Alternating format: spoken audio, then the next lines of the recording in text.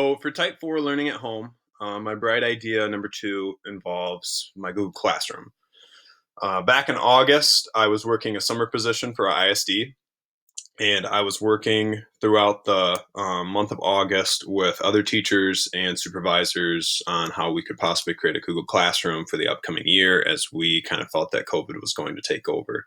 Um, since it did, I've been virtual since day one, and I ultimately took on the virtual position knowing that I invested a lot of time into my Google Classroom, not only for me, but for my students and parents.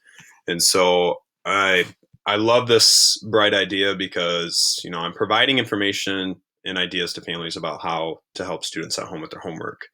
Over the summer, I sent home bi-weekly summer learning packets for each student. We tailored them around to their goals and objectives, their IEP needs, everything like that. In my Google Classroom, I have information on homework policies, on how to monitor, turn them in, discuss them, information for families on knowledge and skills required for students in all subjects, information on how to assist them, regular schedule. I have activities on there and ways that families can participate to help set goals. If we go to my Google Classroom, this is something that, again, I've been working on. You'll see edited. I kind of edit those each week on just how I can help students. I'm going to work through this kind of quick, but the first thing is I have my syllabus up here. And in my syllabus, I have notes for parents on expectations are laid out in the syllabus for students. If you would like this sent home as a copy, let me know. This has students' expectations and parents' expectations, as well as teacher expectations. And so when I wrote this, a lot of teachers actually copied this and took it into their classroom. It just lays out everything kind of to a T on what they need to expect from me, what I expect from the student, and what I expect from the parent. I wrote these in a way to build trust, to promote communication. I didn't want to write it in a way that I said, you need to do this. It was all worded as in ways to succeed. These are some things that you could do. These are some things that I could do. Just kind of left it open-ended. I just wanted to encourage that at home, parents are helping their students. One of my big things that I did increasing learning at home, parents and for students. And so these are ways that actually, this is probably my biggest part of learning type 4, is that parents can help.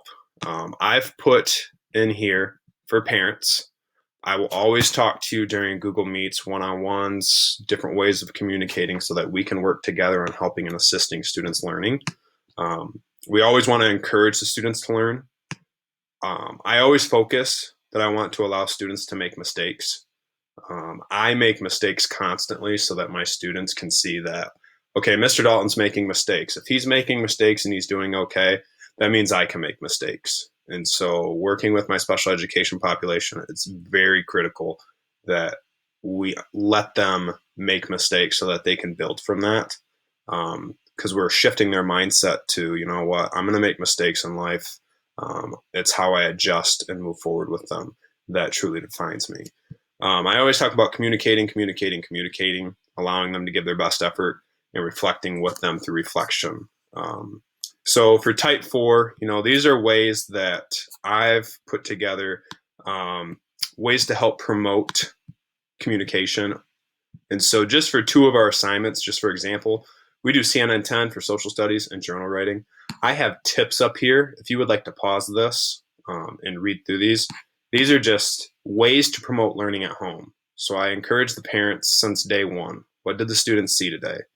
If you watched or listened to it with them, ask these questions. Think about these things. These are things that I talk about with my students that I'm asking my parents to talk about with their students at home. And these are things that I communicate on remind messages, emails, and phone calls with the parents still. And then with journal writing, my population struggles with journal writing and or writing in general. And we aim to just encourage their thought process. Let them be the creator of their writing. Give them ideas, but don't do it for them.